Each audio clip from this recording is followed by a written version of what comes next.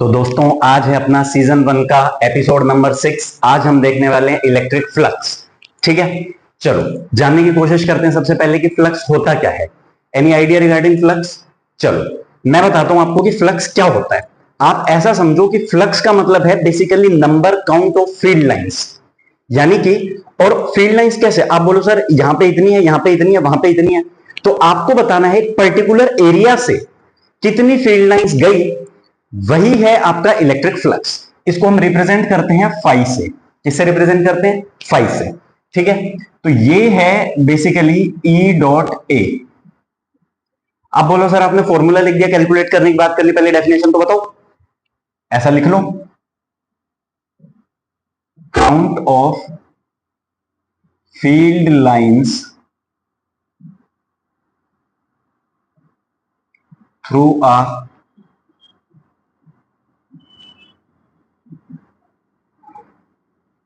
Particular area.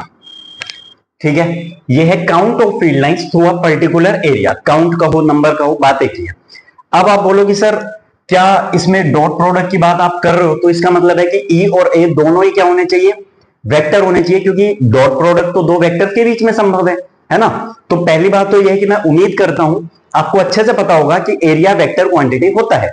लेकिन अगर किसी को नहीं पता तो मैं आपको बता देता हूं, एक्सप्लेन कर देता हूं कि एरिया वेक्टर क्वांटिटी कैसे है। आप बोलो सर ये बात तो हमें पता है, जैसे मान लो ये आपने बना दिया कोई रेक्टेंगल, ये लो ये बन गया रेक्टेंगल। अब इसकी लेंथ मान ली एल है, लेंथ हम कितनी मान लेते हैं? एल मान लेते हैं, और विड्थ इसकी कितनी मान ले? बी मान ले। अब बोलो सर एरिया का मैग्नीट्यूड तो हो गया एल इंटू बी। अब आप बताओ इसकी डायरेक्शन कहां से आएगी, डायरेक्शन कैसे मान लें?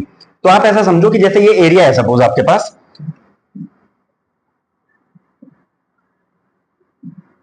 ये एरिया है एल इंटू बी, है ना।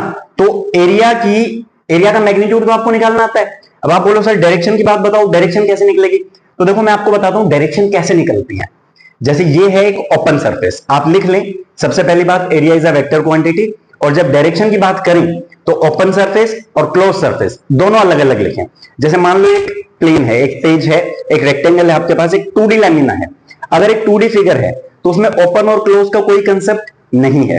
जैसे अगर कोई ओपन सरफेस है तो आप एरिया उसका ऐसे भी मान सकते हो, ऐसे, और इस डायरेक्शन में भी मान सकते हो। यानी कि पॉइंट ये है कि अगर मान लो कोई इस तरीके से आपके पास ओपन एरिया है, ओपन सरफेस है, तो उसका एरिया आप इस डायरेक्शन में भी मान सकते हो और इस डायरेक्शन में भी मान सकते हो। लेकिन जो एक बार मान लिया सो मान लिया, जिंदगी के साथ भी और जिंदगी के बाद भी नहीं, जिंदगी से उसका कोई लेना देना नहीं है।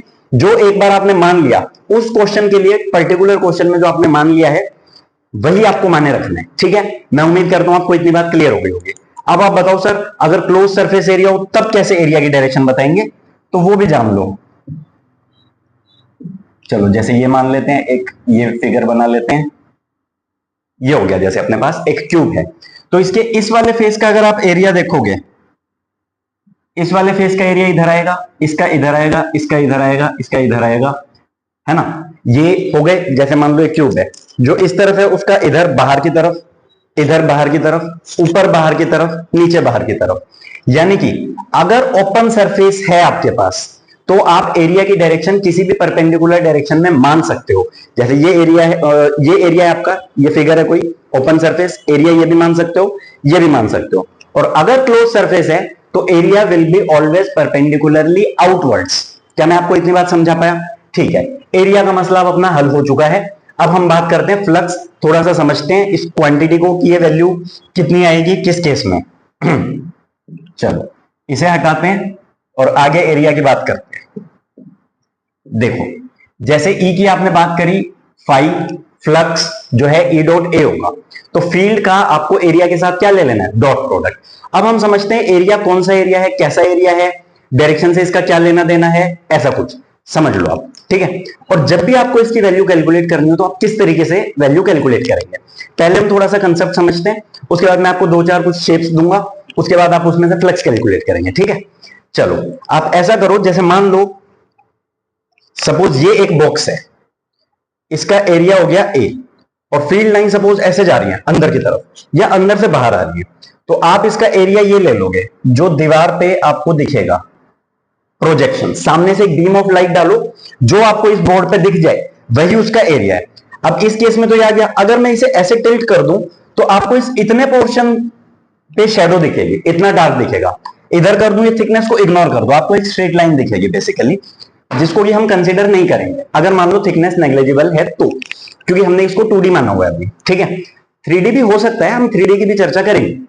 तो जैसे मान लो कोई ऑब्जेक्ट ऐसे है, तो दीवार पे आप देखोगे इतना बड़ा ऑब्जेक्ट, ये लो सर ये बन गया, फिर इसको ऐसे कर दिया, अब इतने से में प्रोजेक्शन आई, एरिया ये हो गया, ये हो गया, ठीक है। तो बेसिकली आपको देखना क्या है, अगर मैं इसको और डिटेल में समझाऊं थोड़ा सा,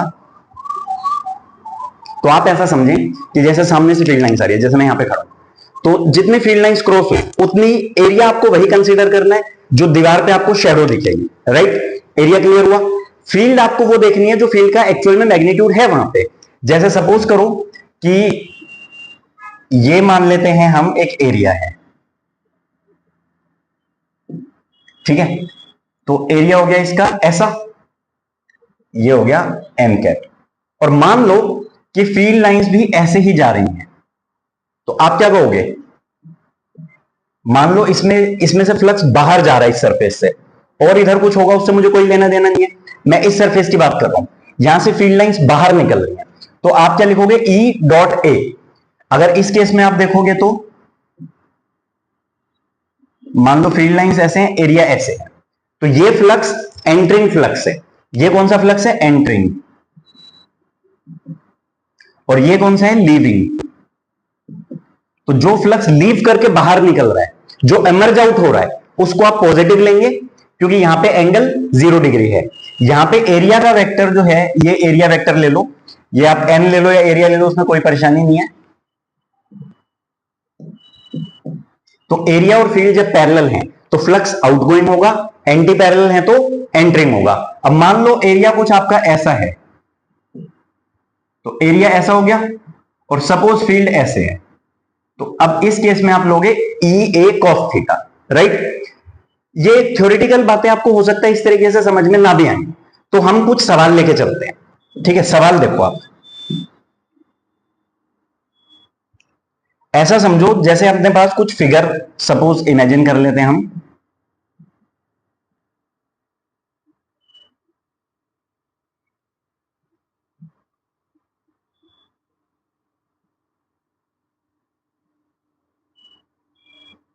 एक दो फिगर और बनाते हैं।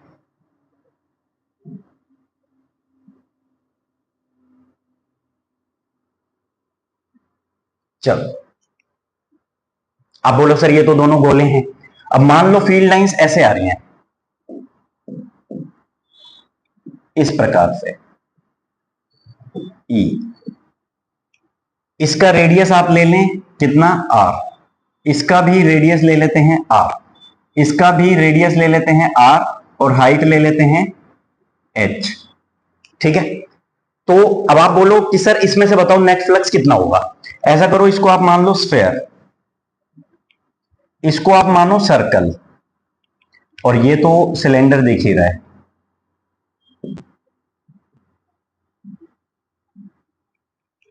अब आप समझें, आप बोलो सर कि ये जो इधर वाला अपर सामने का हाफ है जो फ्रंट में है, उसमें से फ्लक्स एंटर हो गया, और जो इधर वाला है उसमें से फ्लक्स बाहर निकल गया। अब पहले तो आप ये भी देखोगे कि अंदर तो फील्ड होती है तो फ्लक्स एंटर नहीं हुआ, पर आपसे बेसिकली सवाल पूछा गया है, मान लो कि इसको कितना फ्लक्स क्रॉस करेगा, ठीक है। तो उस केस में आप आंसर क्या बताओगे। अब आप एक स्फेयर रखो सामने, एक गोला है, आप देखो दीवार पे आपको उसकी क्या परछाई दिखेगी, आपको दीवार पे दिखेगा एक सर्कल, क्या दिखेगा, सर्कल। तो सर्कल का एरिया कितना, पाई आर स्क्वायर, फील्ड कितनी, ई, तो इसमें से फ्लक्स का आंसर आएगा आपका पाई आर स्क्वायर इंटू ई। क्या मैं आपको इतनी बात समझा पाया, ठीक है। अब देखो आप एक सर्कल रखा हुआ है, ये ऐसे सामने से फील्ड आ रही है, सर्कल रखा हुआ है, दीवार पे बताओ आपको क्या दिखेगा, कुछ नहीं दिखेगा, एक सिंगल स्ट्रेट लाइन दिखेगी, क्योंकि अगर वो सर्कल ऐसे होता, अगर सर्कल ऐसे होता फिर फील्ड लाइन आती, आपको दीवार पे गोला दिखता, ये ऐसे घूमता गया, इस केस में है ये। तो आप यहां पे ये भी देख सकते हो कि एरिया इसका इधर है, फील्ड इधर है, तो आंसर आएगा 0। इसको एक बार दोबारा ध्यान से सोचे कि कैसे है। मान लो फील्ड लाइंस ऐसे जा रही हैं, गोला ऐसे रखा हुआ होता, तो पाई आर स्क्वायर दिखती है आपको परछाई। अब गोला ऐसे रखा हुआ है तो आपको सामने दीवार पे कुछ दिखेगा ही नहीं, ऐसा है सब आर पार से निकल जाएगा। जैसे कि मान लो एक डायरी लेते हैं, सपोज मैं इसका एग्जांपल लेता हूं, ठीक है। अगर मान लो ऐसे है तो इसमें से सारा फ्लक्स जाएगा, ठीक है, बहुत बढ़िया सर, इसमें सारा फ्लक्स चला जाएगा। अब इस केस में एरिया ऐसे हो गया, ऐसे घूमते जाओ घूमते जाओ घूमते जाओ। इस केस में अगर फील्ड ऐसे आ रही है तो ये परपेंडिकुलर हो जाएगा, परपेंडिकुलर हुआ तो कोस 90 डिग्री होता है 0, ये बात आपको पता है ना। बस इसी तरीके से आपको ये समझ लेना है कि अगर गोला ऐसे रखा हुआ है, फील्ड लाइंस ऐसे हैं, तो पूरा आर पार हो जाएगा, एरिया पाई आर स्क्वायर और फील्ड ई। अब जैसे जैसे ऐसे रोटेट होता जाएगा, बिल्कुल ऐसे सपाट होते ही दीवार पे आपको कुछ भी नहीं दिखेगा। इस केस में area pi r square maximum था, कम होता गया कम होता गया कम होता गया, इस केस में 0 ही हो गया बिल्कुल, ठीक है, तो 0 आ गया। अब इस केस में देखो ऐसा, आप एक सिलेंडर यहां रख लो, सोच के देखो सिलेंडर रखा है, सामने से फील्ड लाइंस आई तो क्या होगा, ऐसे। आप बोलो सर सिलेंडर है ऐसा, तो हमें दीवार पे दिखेगा कुछ ऐसा। यानी कि अगर मैं इसको इस तरीके से समझूं, मान लो यही सिलेंडर हो, इस पे सामने से मैं फील्ड लाइंस भेजूं, फील्ड ऐसे जा रही है, तो आपको दीवार पे कुछ ऐसा दिखेगा, एक रेक्टेंगल। क्या दिखेगा, एक रेक्टेंगल जिसकी विड्थ होगी 2r और हाइट होगी h। तो इसका आंसर आएगा E2RH, यही आपका आंसर है। क्या मैं आपको इतनी बात समझा पाया? चलिए बहुत सुंदर, आगे देखते हैं। कुछ एक दो शेप्स और ले लेते हैं मेरी आत्मा की शांति के लिए।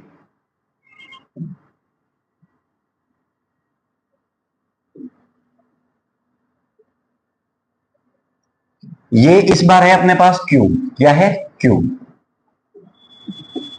फील्ड लाइंस है E और ये है A, बिल्कुल ऐसे रखा हुआ है एक बॉक्स। आप अपने हिसाब से ऐसे देखिए, एक बॉक्स रखा हुआ है, सामने से फील्ड लाइंस हैं, बीम ऑफ लाइट आपको दीवार पे क्या दिखाएगी, बोलो, क्या वो आपको एक रेक्टेंगल दिखाएगी? हाँ, जिसका एरिया होगा ए स्क्वायर। तो इस केस में आंसर आएगा E ए स्क्वायर। यस हो गया, आ गया, बहुत बढ़िया। अगला केस लेते हैं, इस बार भी हम एक सिलेंडर ही लेंगे।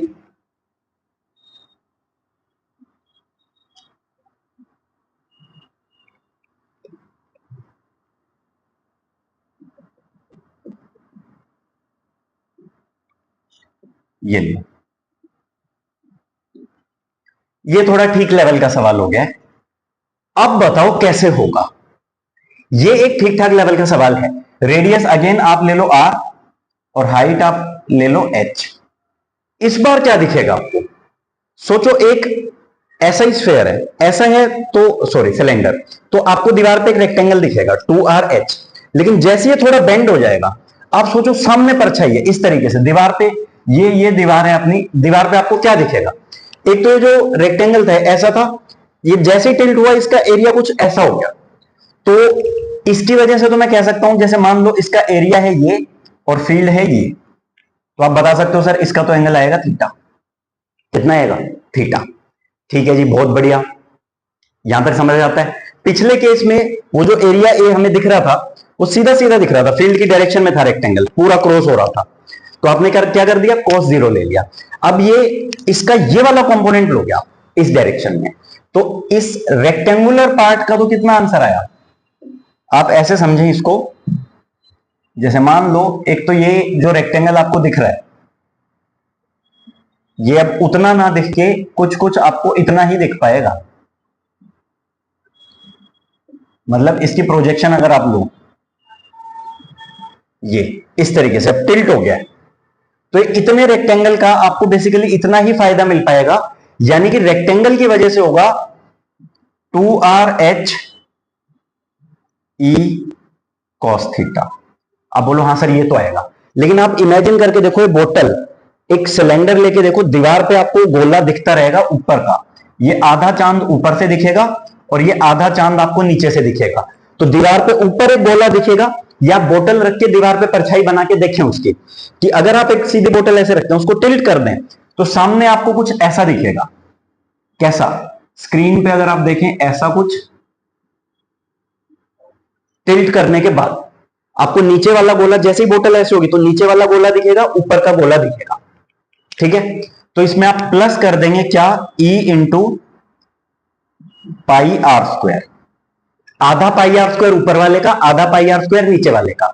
जो बच्चे स्ट्रिक्टली नीट की प्रिपरेशन कर रहे हैं और थोड़े से अच्छे सवाल नहीं करना चाहते हैं, वो इस क्वेश्चन को स्किप कर सकते हैं। ठीक है, तो सीधी सीधी बात है, देखो आंसर कितना आएगा। अब अगर अच्छा आप एक बात सोचो कि मान लो पूरा ही ऐसे हो जाए तो 90 डिग्री हो जाएगा, है ना। कितना हो जाएगा, 90 डिग्री। लेकिन इसका एरिया आप ऐसे समझे, ये फील्ड है, ठीक है, ये फील्ड है, तो ये वाला एंगल 90 डिग्री माइनस थीटा आएगा। तो आपको इस डायरेक्शन में लोगे तो कोस थीटा ना के वो आएगा साइन थीटा, और फाइनल आंसर आएगा ये। अब आप सोचो अगर ये पूरा 90 डिग्री पे टिल्ट हो जाए, just for the verification of answer, cylinder ऐसे था, अब अगर आप उसको ऐसे कर दो तो सामने आपको सिर्फ एक गोला दिखेगा पाई आर स्क्वायर। तो अगर थीटा 90 डिग्री हो जाए तो सिर्फ आपके पास यही आंसर बचेगा, क्या, E into pi r square, क्योंकि उस केस में ये रेक्टेंगल गायब हो जाएगा, जीरो हो जाएगा। ये बात आप आराम से देखें, समझे, विजुअलाइज करें, उसके बाद आपको समझ आएगी। एक सवाल होमवर्क ले लो।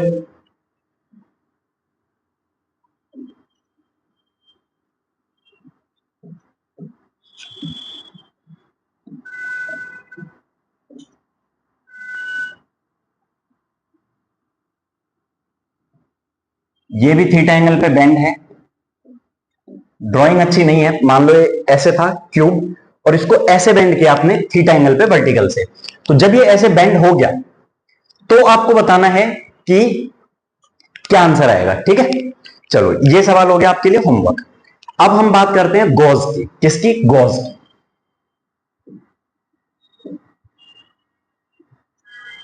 गॉस अंकल ये कह के मरे थे, हम टू द पॉइंट काम की बात करते हैं, वो बोले कि अगर कोई भी क्लोज सरफेस एरिया है तो इसमें से जो फ्लक्स होगा, जो भी इसमें से फ्लक्स बाहर निकलेगा वो एग्जैक्टली कितना होगा, ये गॉस अंकल ने बता दिया था, यही इनका लॉ हमें बताएगा। जैसे सपोज करो ये एक चार्ज रखा है, ये एक चार्ज रखा है, ये है सपोज Q1, ये है Q2, जितना भी है, उन्होंने ये कहा था कि इससे बाहर निकलने वाला जो फ्लक्स है किसी भी क्लोज सरफेस में, जितना चार्ज एनक्लोज्ड है, उन्होंने ये कहा था कि फ्लक्स थ्रू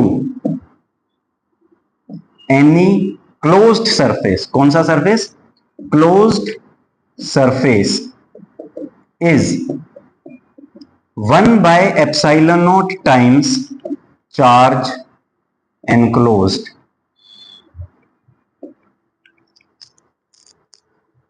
तो इन्होंने ऐसा बताया कि अगर मान लो कोई एक क्लोज सरफेस है, उसमें Q चार्ज एनक्लोज्ड है, तो उसमें से जो निकलने वाला फ्लक्स है वो होगा कितना, Q/epsilon naught। यानी कि आप ऐसा लिख सकते हो, charge enclosed by epsilon not, यानी 1/epsilon naught times the charge enclosed. अब हम इसको थोड़ा और समझने की कोशिश करते हैं। देखो कैलकुलेशन की बात नहीं कर रहे, लेकिन हम इतना समझ पाते हैं कि इससे हर डायरेक्शन में फ्लक्स निकल रहा होगा, है ना। तो अगर आप सपोज ये है सरफेस S1, तो फ्लक्स थ्रू S1 अगर आपको कैलकुलेट करना है तो आप निकाल देंगे Q1 plus Q2 bye epsilon not.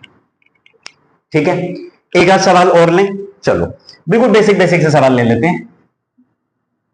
मान लो ये है 2 कूलम, ये है 3 कूलम, ऐसा कुछ, तो क्या बताएंगे आप, बता दो इसमें से बताना क्या है। इसमें से ये सपोज कर लो सरफेस है S, तो आंसर आएगा 5/epsilon naught। खत्म। एक और सरफेस लेना है, चलो एक और सरफेस ले लो, ये मान लो S डैश है, ये हो गया 2 कूलम, ये हो गया 3 कूलम, ये हो गया -5 कूलम। तो अब कितना आएगा, नेट चार्ज कितना है, जीरो, तो फ्लक्स भी कितना आएगा, जीरो। अगर मान लो ये Q1 होता है, Q2 होता है, -Q3 होता, तो क्या आता है, Q1 plus Q2 minus Q3 bye epsilon not. मैं उम्मीद करता हूं आपको फ्लक्स को लेके इतनी बातें क्लियर हो गई। ठीक है सर, हो गई, आगे चलो। अब एक एनसीईआरटी का सवाल है, 17 या 18 होगा आई गेस, वो मेंस में भी आया था, 2019 में आया था आई गेस। ठीक है, तो वो सवाल क्या था, जैसे क्यूब के अब हम कुछ क्वेश्चंस करने वाले हैं और उसी के साथ मैं आपको वो वाला सवाल भी करवाऊंगा। ठीक है, जैसे मान लो कि एक क्यूब है आपके पास,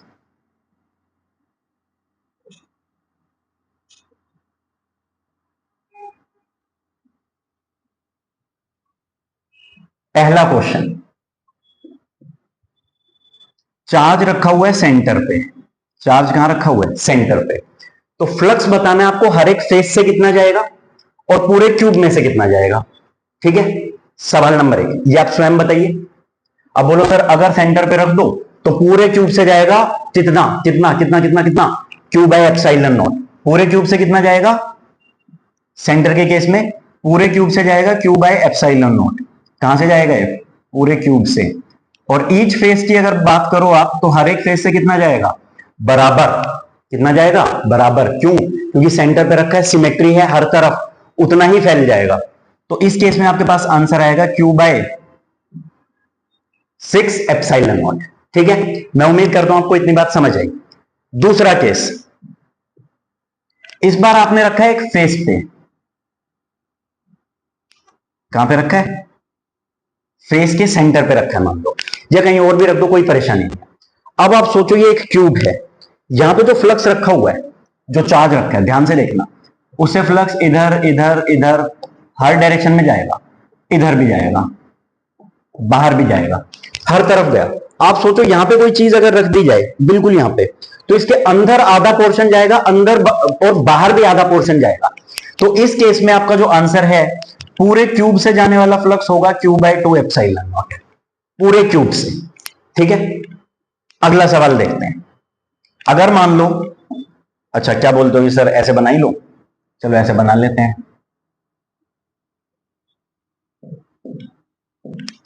अब मान लो इस बार आपने रखा है यहां पे, और एक केस ले लो यहां पे एज पे, बिल्कुल ऐसे ये जो एज है यहां रखा है। अब सोचो जो एज पे रखा होगा वो 1/4 अपना, 1/4 इसका, क्योंकि ये यहां पे 4 दीवारें बन रही होंगी, एक उधर, ये कैसे विजुअलाइज करेंगे आप?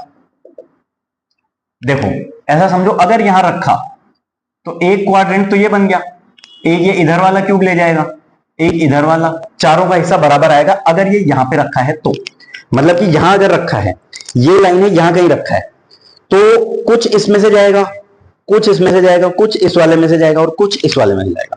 दोबारा देखें, ऐसा रखा है तो एक ये वाली लाइन, एक ये वाली लाइन और एक ये वाली लाइन, यहां पे है, दो हो गए, और दो इसके अपोजिट वाले, 1 2 3 4, 4 हुए, चारों का बराबर हिस्सा होगा। तो अगर आप यहां पे रख देते हैं तो अपने पास पूरे क्यूब में से फ्लक्स जाएगा क्यू बाय 4 एप्सिलॉन। ठीक है, अब एक केस और इसमें डिस्कस करते हैं कि मान लो इस बार यहां रखा हुआ है, यहीं पे रख दो फेस पे। ये चीजें इमेजिन करने की आपको इमेजिन करनी पड़ेंगी। ठीक है, और वैसे भी अभी हम ऑफलाइन क्लासरूम में नहीं है, टेक्नोलॉजी का मुझे उतना यूज आपको पता आता नहीं है क्योंकि मैं उतना पढ़ा लिखा नहीं हूं। ठीक है, तो अगर मान लो यहां पे रखा हुआ है कोई चार्ज, आप सोच के देखो, एक इधर क्यूब होगा, एक इधर भी होगा, एक इधर भी होगा, इन चारों का हिस्सा बराबर, और यहां रखा है तो इधर इधर हर तरफ फैला दो। आप इमेजिन करो कि वहां से कुछ रेस, कुछ किरणें निकल रही हैं, तो यहां पे जो रखा हुआ है चार्ज, उसका इधर भी आएगा इंपैक्ट, इधर भी आएगा, इधर भी आएगा और इधर भी आएगा, और ऐसे ही 4 क्यूब ऊपर भी आएंगे। तो अपने पास क्या आएगा? 8वां हिस्सा आएगा, ऊपर नीचे सब मिला मिलू के कितना आएगा? 8वां हिस्सा। अगर वर्टेक्स पे रखा है तो पूरे क्यूब में से, कहां से? पूरे क्यूब में से जाने वाला फ्लक्स होगा कितना? Q by 8 epsilon naught, q by 8 epsilon not.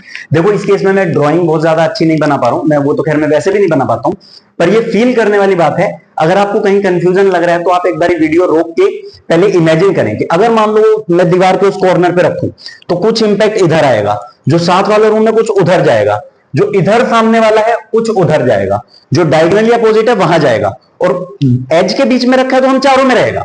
लेकिन 4 रूम ऊपर भी अगर कॉर्नर पे रखा है तो ऊपर वाले ये जो कॉर्नर से 8 रूम बन रहे हैं, इन सब का हिस्सा बराबर होगा, और वो होगा कितना? Q by 8 epsilon naught. ठीक है, अब मान लो ये फ्लक्स, सॉरी ये चार्ज हमने यहां रखा, अब आपसे पूछा गया है बताओ इसी केस में flux through each face.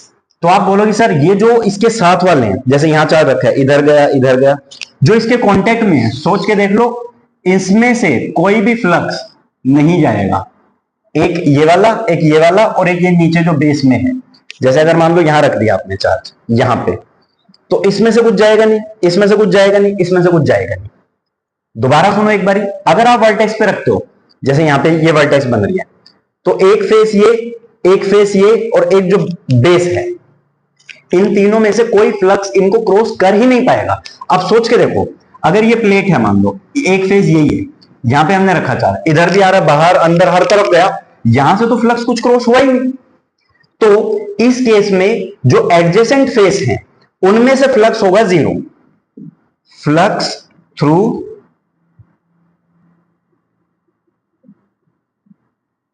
Adjacent faces कितना होगा, जीरो। और जो बाकी के तीन बच गए वो बराबर बराबर बांट लेंगे।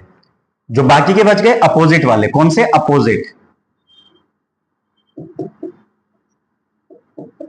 उनमें क्या होगा भाई, अपोजिट है तो इधर सामने भी गया, जैसे मान लो हमने यहां पे रखा था ऐसे, तो इधर भी गया, उधर भी गया, उधर भी गया, ऊपर की तरफ, हर तरफ गया। तो बराबर बराबर अपोजिट फेजेस वाले में कितना हिस्सा होगा, Q by 24 epsilon naught each, Q by 24 epsilon naught each. ठीक है, चलो अब हम थोड़ा और आगे चर्चा को बढ़ाते हैं और हम देखते हैं भी गॉस की एप्लीकेशंस, कि इन भैया जी ने और क्या क्या बताया था, कहां कहां यूज होती है। और जो बच्चा बोर्ड की प्रिपरेशन कर रहा हो वो भी, और जो नहीं भी कर रहा हो वो भी, इनका डायरेक्ट आंसर भी, डायरेक्ट रिजल्ट आपको याद रहना चाहिए कि इन एप्लीकेशंस में क्या था।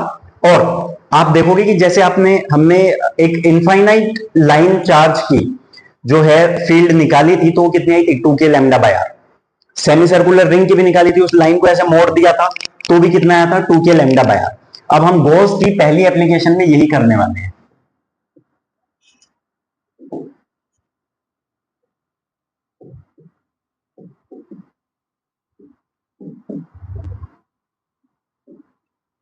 Applications of Gauss.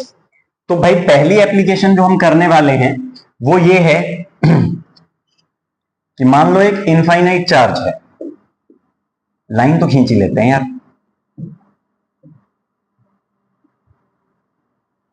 ठीक है, ये इनफाइनाइट है, इनफाइनाइट। इसकी लीनियर चार्ज डेंसिटी आपको दे रखी है लैम्डा। जिन बच्चों को लैम्डा, सिग्मा, रो डाउट है वो एक बार सुन लें कि लीनियर चार्ज डेंसिटी होती है लैम्डा, जो कि है charge per unit length. Surface की चार्ज डेंसिटी है सिग्मा, जो कि है charge per unit area. Volume में अगर चार्ज डिस्ट्रीब्यूटेड है तो हम रो से डिनोट करते हैं चार्ज पर यूनिट वॉल्यूम। तो ये लीनियर चार्ज है, इनफाइनाइट लॉन्ग है, और इसमें चार्ज पूरे में है ऐसे प्लस प्लस प्लस या माइनस माइनस माइनस, जो भी आप कंसीडर करें। तो ये, और इसकी चार्ज डेंसिटी जो है, मतलब कि पर यूनिट लेंथ जो है, इसमें कितना चार्ज आता है, लैम्डा। तो लैम्डा हुई अपनी लीनियर चार्ज डेंसिटी। अब आप इसको थोड़ा सा समझें एक बार, कि जैसे सपोज ये लीनियर चार्ज है, ये इनफाइनाइट वायर है, अगर मैं इसकी वजह से एक आर डिस्टेंस पे यहां पे फील्ड देखूं, ये हो गया आर डिस्टेंस, यहां पे फील्ड देखूं, मान लो ई है, इतना डिस्टेंस आर इधर आया, अगर उतना डिस्टेंस आर इधर आ जाऊं तो भी क्या ये फील्ड उतनी ही आएगी। हाँ सर, यहां ई है तो यहां भी ई है, यहां पे भी ई है, इस पूरे गोले पे ई है, पूरे गोले पे ई है, थोड़ा ऊपर नीचे जाऊं तो भी ई है। यानी कि इसका एक गॉसियन सरफेस जिसको बोलते हैं, गॉसियन सरफेस हम पोटेंशियल के टाइम पे थोड़ी और चर्चा करेंगे। तो इस पूरे पॉइंट पे फील्ड सेम है, और गॉस ने ना सिर्फ हमें यह बात बताई थी, कौन सी, कि charge enclose by epsilon not times is flux, बल्कि E dot dl is equal to charge enclosed by epsilon not, line integral. अब आप देखो, ई को डायरेक्ट बाहर करके लेंथ आप तभी लिख सकते हो जब फील्ड कांस्टेंट हो। तो हमने यहां पे गॉसियन सरफेस बनाना जरूरी समझा, ये बना लिया हमने सरफेस, ठीक है। चलो अब इसमें से बात करते हैं, बताओ इसमें से कितना फ्लक्स जाना चाहिए। हमें पता है सर ई डॉट ए, और यहां पे आप ई को ई मान सकते हो, क्यों, क्योंकि इंटीग्रेशन नहीं भी लगाऊं चलेगा, क्योंकि यहां पे मैंने जो पॉइंट्स लिए हैं उस हर एक पॉइंट पे फील्ड जो है वो कांस्टेंट है। ये होता है charge enclosed by epsilon not.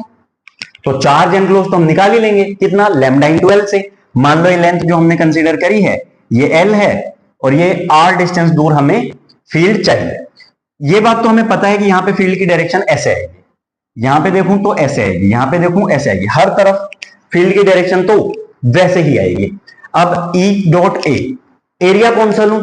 आप बोलो सर ये सिलेंडर बन गया, इसका एरिया हमें पता है कितना, 2 pi r into H, 2 pi r into H. तो इस सिलेंडर का जो कर्व सरफेस एरिया है वो कितना हुआ, 2 पाई आर इंटू एच। ऊपर टॉप का पाई आर स्क्वायर, बेस का जो बॉटम है उसका भी पाई आर स्क्वायर। तो ठीक है, हम ऐसा करते हैं, इसको मान लेते हैं A1, इसको मान लेते हैं A2 और इसको मान लेते हैं A3। आप सोच के देखो, मैंने आपको बताया था अगर मान लो जैसे ये है, इसका एरिया निकालना, इस छोटे से पॉइंट का इधर आएगा, इसका इधर आएगा, इसका इधर आएगा, तो इस कर्व सरफेस का जो एरिया है वो हमेशा फील्ड की डायरेक्शन में ही है। सोच के देखो, फील्ड भी इधर, एरिया भी इधर, इधर हर तरफ, फील्ड भी जिस तरफ है एरिया उसी तरफ है। तो ये बात समझ आई। हम क्या करते हैं, इसको ब्रेक कर देते हैं और ऐसा लिखते हैं E dot A1 plus E dot A2 plus E dot A3 is equal to आएगा ये आपके पास कितना, Q epsilon naught by, sorry Q enclose by epsilon naught. अब आप समझो यहां पे ये इसमें से कुछ फ्लक्स नहीं जाएगा, पता है क्यों? एरिया ऐसे, फील्ड ऐसे जा रही है, ऐसे थोड़ी जा रही है फील्ड। और आप ऐसा समझ सकते हो कि यहां पे एरिया वेक्टर और फील्ड एक दूसरे के परपेंडिकुलर हैं, तो इसका क्या हो जाएगा, जीरो, इसका भी क्या हो जाएगा, जीरो। क्यों? क्योंकि एरिया परपेंडिकुलर है फील्ड के, यहां पे भी क्या है, area vector perpendicular to field vector. अब बचा ई डॉट A2, ई हमने मान ली फील्ड है और area area area 2 pi r into L,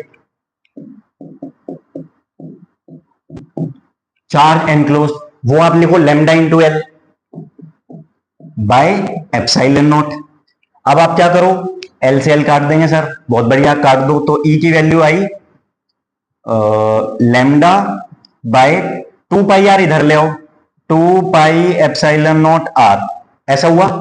एक तो आप इसको या तो इस तरीके से याद रख सकते हैं, नहीं तो आप ऊपर नीचे 2 से मल्टीप्लाई करें, ये 2 ये 2, तो ये पूरा 4 पाई एप्सिलॉन नॉट क्या कहलाता है, के।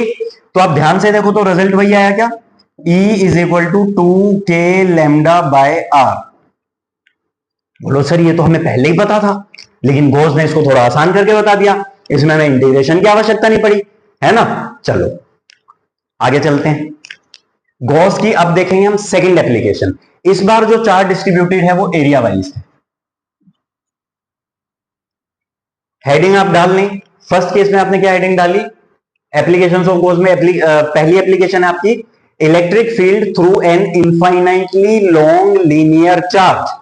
यहां पे आप हेडिंग डाल लें electric field because of infinite sheet, ठीक है, यूनिफॉर्मली चार्ज इनफाइनाइट शीट।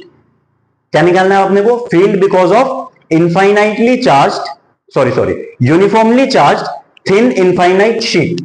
तो अब मान लो ये बोर्ड एक बाई को मान लो, बहुत हर तरफ इनफाइनाइट है, बहुत खींचा हुआ है, और इसकी चार्ज डेंसिटी अपने को दे रखी है लैम्डा, कितनी दे रखी है, लैम्डा। अब इससे मैं इस पॉइंट पे फील्ड निकालना चाहता हूं, यहां पे थोड़ा लेफ्ट राइट हो जाऊं, कुछ फर्क पड़ेगा नहीं, ऊपर नीचे इधर उधर, यानी कि मैं कोई भी किसी भी प्रकार का एरिया मान सकता हूं, है ना। आप बोलो सर ऐसा तो किसी किताब में नहीं माना, भाई जैसा मानना है वैसा मान लो, उसमें एरिया में कोई जरूरी नहीं है कि स्क्वायर हो, रेक्टेंगल हो, सर्कल हो, कैसा भी एरिया ए मान लो। जैसे मान लो ये हमने ले लिया एरिया ए, क्या ले लिया हमने, एरिया ए। तो इधर ये एरिया, इतना पोर्शन आप कंसीडर करो, इसमें चार्ज कितना होगा आपको पता है, सिग्मा क्या होता है, Q बाय ए। तो इसमें हम बता सकते हैं सर चार्ज होगा सिग्मा ए। अब आप सोचो शीट पे इधर भी चार्ज है और इधर भी चार्ज है, तो एक एरिया ए क्या मैं यहां पे भी कंसीडर करूं, हाँ सर कर लो, ये टेंग टेंग टेंग टेंग, ये ए एरिया इधर से लिया, ये ए उधर भी है, ए इधर भी है। तो अब गॉस लगाते हैं हम, क्या लिखें, हमें तो पता है E dot A is equal to Q by epsilon naught. E area कितना, ये तो टोटल एरिया हो गया 2a। Q चार्ज उस एरिया में कितना है, ए एरिया में कितना चार्ज है, चार्ज हो जाएगा सर सिग्मा इंटू ए, लिख दो sigma into A by epsilon not, A से ए खत्म, ई की वैल्यू आई सिग्मा बाय 2 एप्सिलॉन नॉट। और ये बात आपको आधी रात को भी याद होनी चाहिए। आगे देखते हैं, बस एक एप्लीकेशन और, आज का लास्ट कंसेप्ट है वो, उसके बाद अगले लेक्चर में कंटिन्यू करेंगे। इस बार हम फील्ड निकालेंगे because of infinite because of a uniformly charge spherical shell. Sphere तो पक्का यहीं से बनाऊंगा यार, गोला भी मेरे आपको पता है मेरे से बन नहीं पाता है।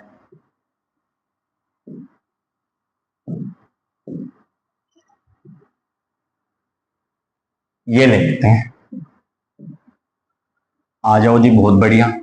इसका रेडियस मान लिया आपने r, हेडिंग डाल लेना field because of uniformly charged spherical shell. अब आप क्या करो जी, ये जो क्यू चार्ज है ये इसमें अंदर नहीं है, पूरा बाहर यहां डिस्ट्रीब्यूटेड है।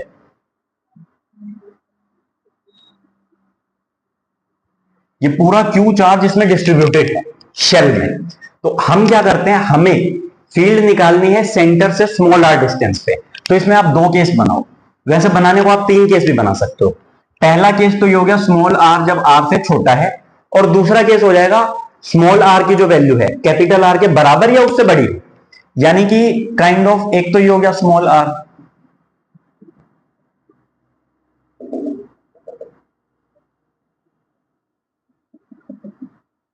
एक केस तो ये हो गया। और अगला केस जो हम लेंगे उसमें इस r वेक्टर को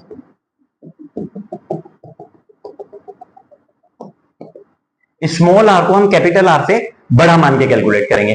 तो पहले केस में निकालो E dot A is equal to charge enclosed by epsilon. अब ध्यान से देखो, तो ये जो छोटा वाला सरफेस है ये जो हमने बनाया, क्या इसके अंदर कोई चार्ज है? नहीं सर नहीं है, क्योंकि सारा चार्ज तो बाहर है। तो Q एनक्लोज कितना हो जाएगा? Directly zero. तो this implies that electric field inside is equal to zero. अंदर कोई फील्ड नहीं होगी। और आगे चलते हैं, greater than equal to capital R, ठीक है। इस केस में क्या होगा? होगा भाई जो मंजूर खुदा होगा, small r square is equal to charge enclosed by epsilon not times. अब आप ये बाहर वाला गोला देखो, इस सरफेस के अंदर कितना चार्ज है? सर पूरा का पूरा क्यू चार्ज इसी के अंदर है ना? बहुत बढ़िया। तो आप क्या करो, ई को यहीं छोड़ो, चार्ज एनक्लोज कितना है? वही क्यू के बराबर है, 4 pi epsilon not r square. क्या ये के क्यू बाय आर स्क्वायर ही लिखा हुआ है? हाँ सर बिल्कुल लिखा हुआ है। तो आप यहां पे ई को लिख सकते हैं के क्यू बाय आर स्क्वायर। देखो वैसे तो मैं सोच रहा था कि आज थोड़ा सा और पढ़ूंगा, एक दो एनसीईआरटी के सवाल भी लेने हैं, एग्जाम्पल नंबर 1.11 और एग्जाम्पल नंबर 1.13। अगर आप कहें तो मैं अभी ले लूं, नहीं तो नेक्स्ट लेक्चर में ले लें।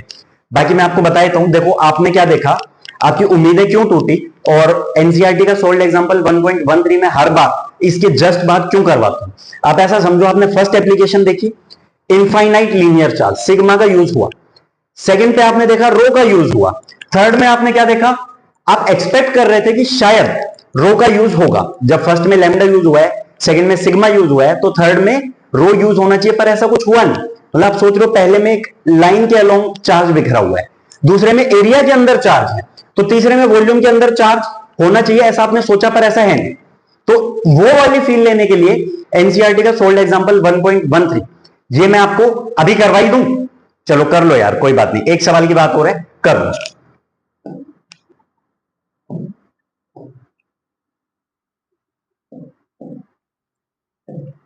पुराने जमाने में बोहर एटॉमिक मॉडल, ये प्लस जेड ए मान लिया गया, negative charge plum pudding model type, negatively charge पूरा बिखरा हुआ है ना।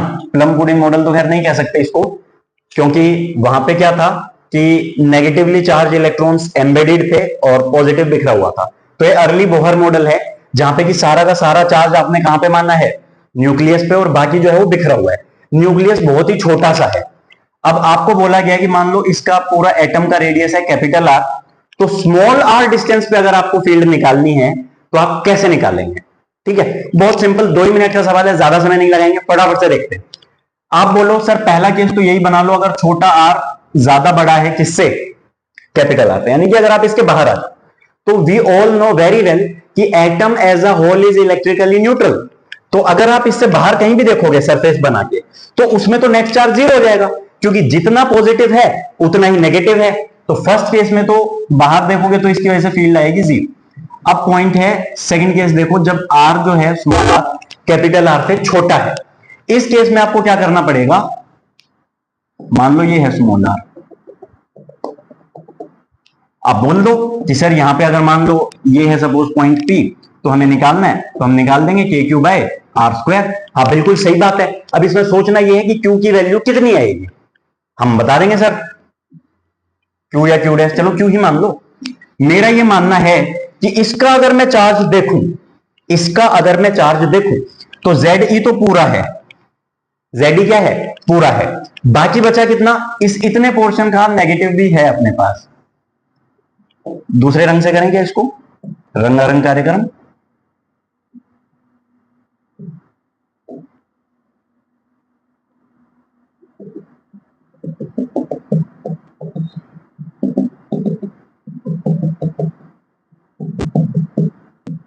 ये पिंक वाला चार्ज आपको निकालना है। अब एक बात ध्यान रखना, आप कैसे निकालोगे इसको मैं आपको हिंट देता हूं, उस तरीके से आप स्वयं ट्राई करोगे, मैं आपको डायरेक्ट बताता हूं। ये क्यू चार्ज निकालने के लिए आप लिखोगे रो इंटू वी। रो क्या होगा, पूरा चार्ज क्यू जो कि माइनस जेड ई का पूरा डिस्ट्रीब्यूटेड है वॉल्यूम वी में, 4/3 पाई आर क्यूब, डॉट छोटा वॉल्यूम आएगा 4/3 पाई स्मॉल आर क्यूब। इससे ये कट गया तो आया minus Z E R cube by R cube. चलो आपके लिए कुछ छोड़ा ही नहीं, मैंने बता दिया।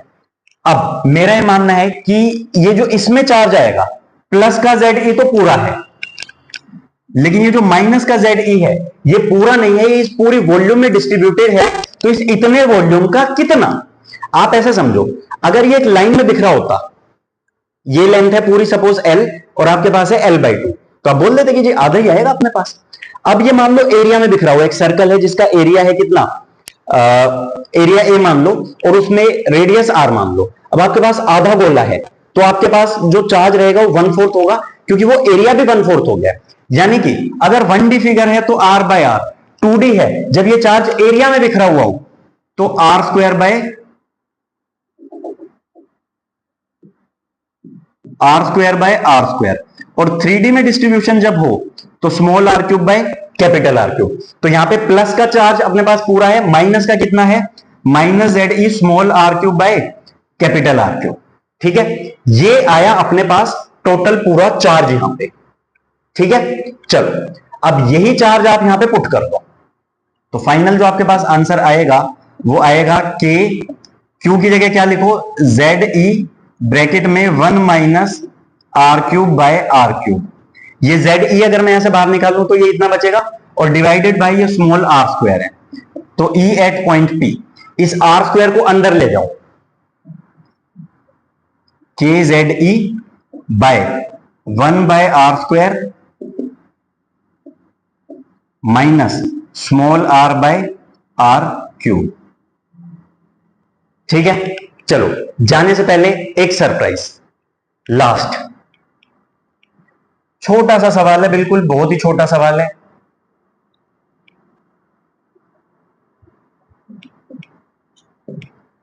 यहां पे इसके सेंटर पे इसका रेडियस आपको दिया है आर, ये है हेमिस्फेयर। बताओ इस पूरे में से कितना फ्लक्स जाएगा, कितना इस हेमिस्फेयर में से फ्लक्स जाएगा। आंसर कमेंट सेक्शन में बताना, बहुत आसान क्वेश्चन है वैसे, आप सोच के ही बता सकते हो। अगर इस कटोरे में अगर ऐसा रख दिया तो इसमें से कितना जाएगा और कितना नहीं जाएगा। ठीक है, इतना सवाल है, ये होमवर्क है। मिलते हैं कल के लेक्चर में। ठीक है, टाटा बाय बाय, जय हिंद।